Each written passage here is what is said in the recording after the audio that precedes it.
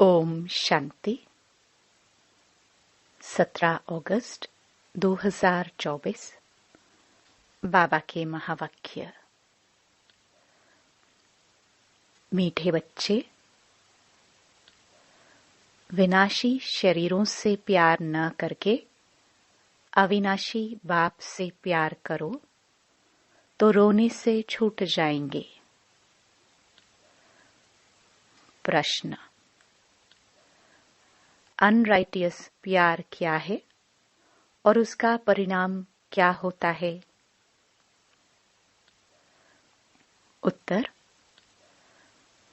विनाशी शरीरों में मोह रखना अनराइटियस प्यार है।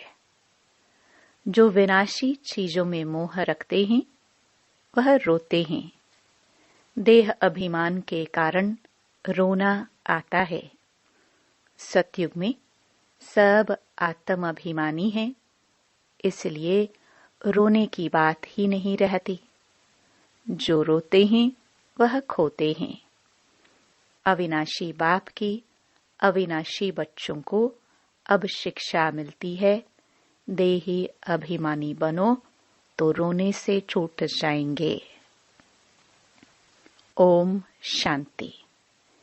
यह तो बच्चे ही जानते हैं कि आत्मा अविनाशी है और बाप भी अविनाशी है, तो प्यार किसको करना चाहिए? अविनाशी आत्मा को। अविनाशी को ही प्यार करना है। विनाशी शरीर को थोड़े ही प्यार करना चाहिए। सारी दुनिया विनाशी है, हर एक चीज विनाशी है। ये शरीर विनाशी है, आत्मा अविनाशी है। आत्मा का प्यार अविनाशी होता है। आत्मा कभी मरती नहीं। उसको कहा जाता है राइटियस। बाप कहते हैं तुम अनराइटियस बन गए हो। वास्तव में अविनाशी का अविनाशी के साथ प्यार होना चाहिए। तुम्हारा प्यार विनाशी शरीर के साथ हो गया है, इसलिए रोना पड़ता है। अविनाशी के साथ प्यार नहीं है। विनाशी के साथ प्यार होने से रोना पड़ता है। अभी तुमको अपने को अविनाशी आत्मा समझते हो तो रोने की बात नहीं, क्योंकि आत्म अभिमानी है। तो बाप अब तुम बच्चों को आत्म अभिमानी बनाते हैं। देह अभिमानी होने से रोना होता है। विनाशी शरीर बिछाड़ी रोते हैं। समझते भी हैं आत्मा मरती नहीं है। बाप कहते हैं अपने को आत्मा समझो। तुम अविनाशी बाप के बच्चे अविनाशी आत्मा हो। तुमको रोने की दरकार नहीं। आत्मा एक शरीर छोड़ जाए दूसरा पाठ बजाती है। ये तो खेल है। तुम शरीर में ममत्व क्यों रखते हो? देह सहित देह के सब संबंधों से बुद्धि योग तोड़ो। अपने को अविनाशी आत्मा समझो। आत्मा कभी मरती नहीं। गायन भी है, जो रोया सो खोया। आत्म अभिमानी बनने से ही लायक बन जाएंगे। तो बाप आकर देह अभिमानी से आत्म अभिमानी बनाते हैं। कहते हैं तुम कैसे भूले हुए हो। जन्म जन्मांतर तुमको रोना पड़ा है। अब फिर से तुमको आत्म अभिमानी बनने की शिक्षा मिलती है। फिर तुम कभी रोएंगे ही नहीं। यह है रोने वाली दुनिया, वह है हंसने की दुनिया। यह दुख की दुनिया, वह सुख की दुनिया। बाप बहुत अच्छी रीति से शिक्षा देते हैं।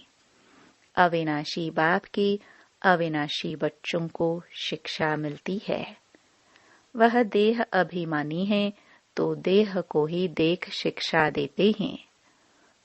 तो देह की याद आने से रोते हैं। देखते भी है शरीर खत्म हो गया, फिर उनको याद करने से क्या फायदा? मिट्टी को याद किया जाता है क्या? अविनाशी चीज ने जाकर दूसरा शरीर लिया। यह तो बच्चे जानते हैं। जो अच्छा कर्म करते हैं उनको फिर शरीर भी अच्छा मिलता है। कोई को खराब रोगी शरीर मिलता है, वह भी कर्मों अनुसार है।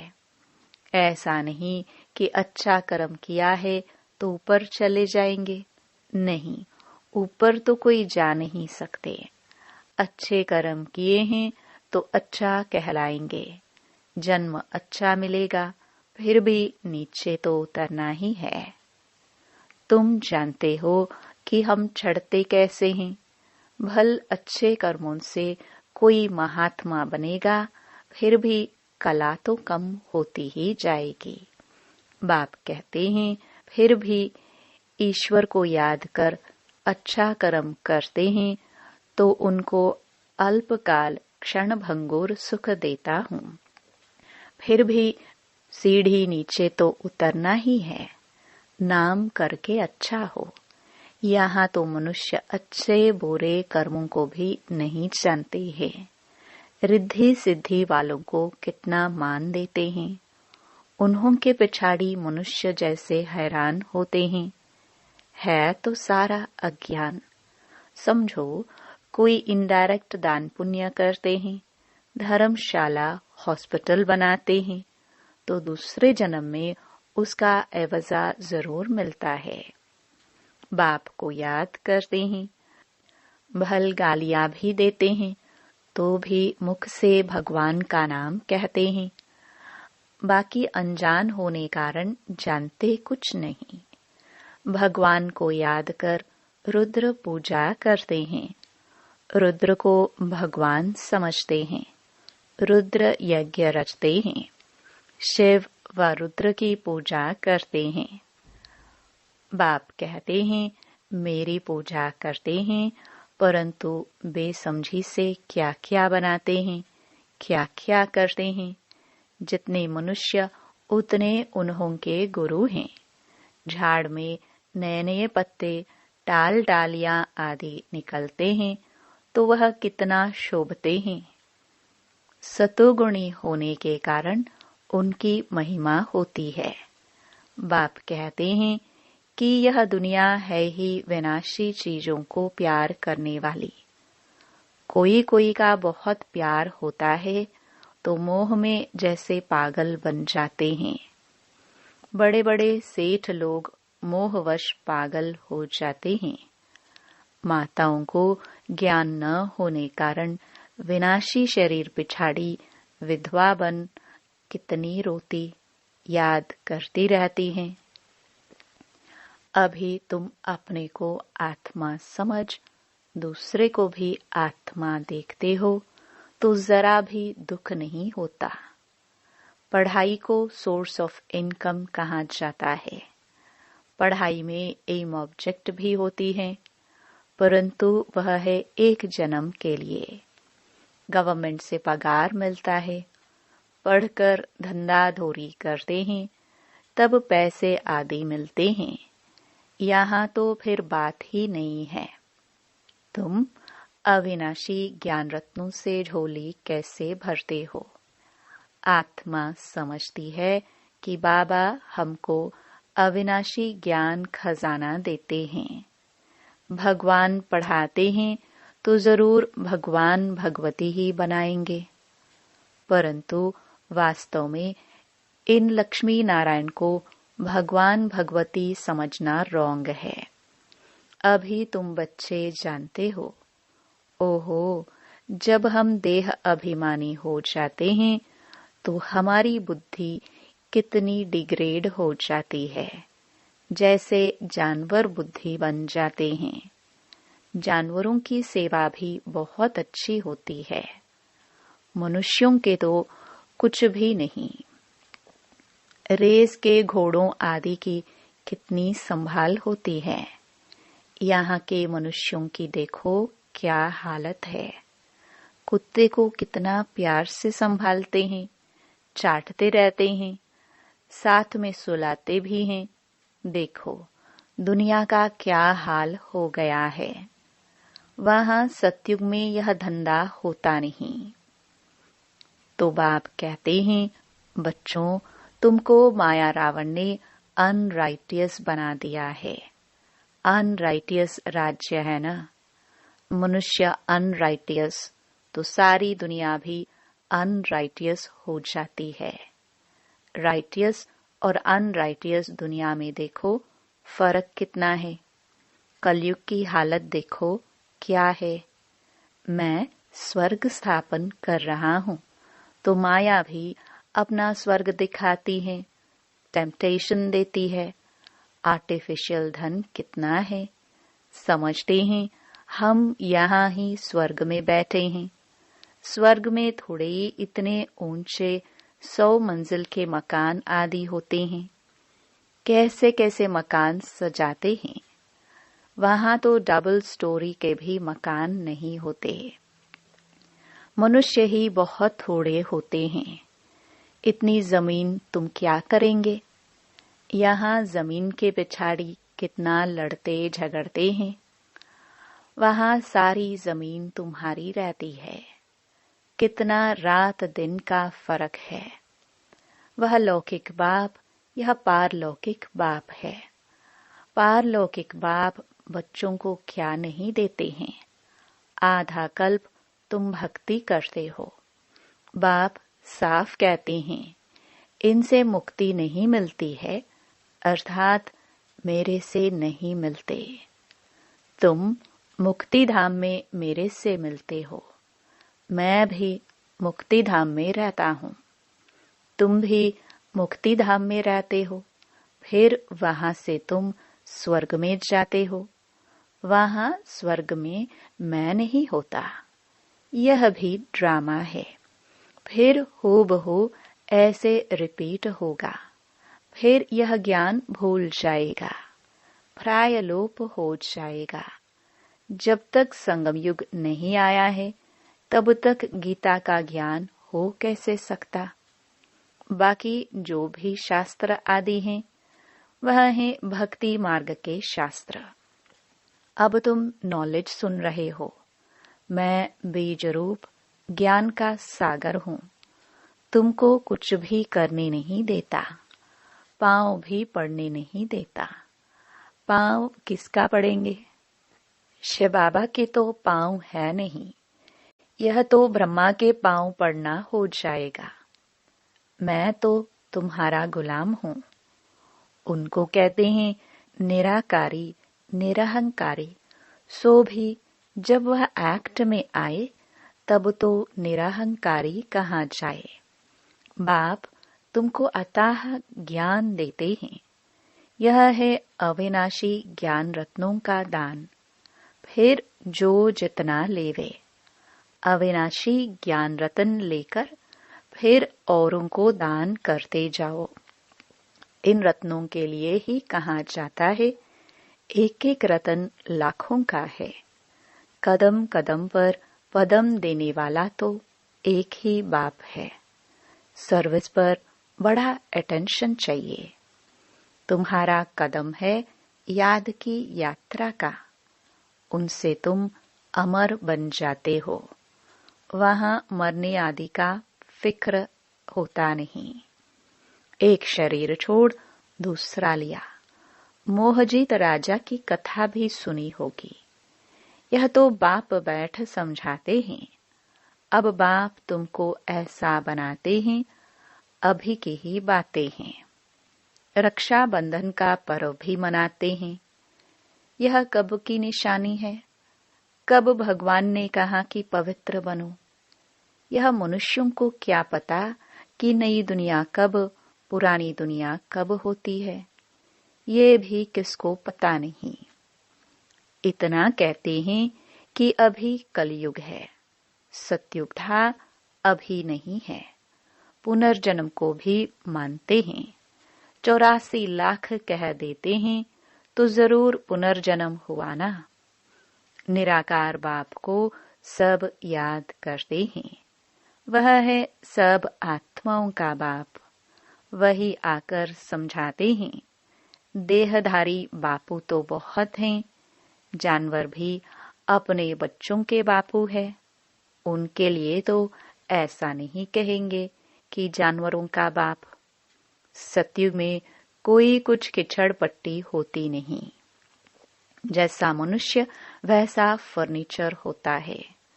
वहाँ पंछी आदि भी फर्स्ट क्लास खूबसूरत होते हैं। सब अच्छी अच्छी चीजें होंगी। वहाँ फल कितना स्वीट बड़े होते हैं। फिर वह सब कहाँ चला जाता है? स्वीट से निकल कड़वाहट आ जाती है। थर्ड क्लास बनते हैं तो चीजें भी थर्ड क्लास बन जाती हैं। सतयुग है फर्स्ट क्लास तो सब चीजें फर्स्ट क्लास मिलती है। कलयुग में है थर्ड क्लास, सब चीजें सतो रजो तमो से पास होती है। यहाँ तो कोई मजा नहीं है। आत्मा भी तमो प्रधान तो शरीर भी तमो प्रधान है। अभी तुम बच्चों को ज्ञान है। कहाँ वह, कहाँ यह, रात दिन का फर्क है। बाप तुमको कितना ऊंच बनाते हैं। जितना याद करेंगे हेल्थ वेल्थ दोनों मिल जाएंगे। बाकी क्या चाहिए? दोनों चीजों से एक नहीं होगी तो हैप्पीनेस नहीं होगी। समझो, हेल्थ है वेल्थ नहीं तो क्या काम के। गाते भी हैं, पैसा है तो लाड़काना घूमकर आओ। बच्चे समझते हैं भारत सोने की चिड़िया था। अभी सोना कहाँ? सोना चांदी तांबा गया। अभी तो कागज ही कागज है। कागज पानी में बह जाए तो पैसे कहाँ से मिले? सोना तो बहुत भारी होता है, वह वहां ही पड़ा रहता है। आग भी सोने को जला न सके। तो यहाँ सब दुख की बातें हैं, वहाँ यह सब बातें होती नहीं। यहाँ इस समय अपार दुख है। बाप आते ही तब हैं जब अपार दुख है। कल फिर अपार सुख होगा। बाबा तो कल्प कल्प आकर पढ़ाते हैं। यह कोई नई बात थोड़ी है। खुशी में रहना चाहिए, खुशी ही खुशी, यह अंत की बात है। अतीन्द्रिय सुख गोप गोपियों से पूछो। पिछाड़ी में तुम बहुत अच्छी रीति समझ जाते हो। रियल शांति किसे कहा जाता है, यह बाप ही बतलाते हैं। तुम बाप से शांति का वर्षा लेते हो, उनको सब याद करते हैं। बाप शांति का सागर है। बाप समझाते हैं, मेरे पास आ कौन सकते हैं। फलाना फलाना धर्म फलाने फलाने समय पर आते हैं। स्वर्ग में तो आ ना सके। अभी साधु संत ढेर निकल पड़े हैं तो उन्हों की महिमा होती है। पवित्र हैं तो उनकी महिमा जरूर होनी चाहिए।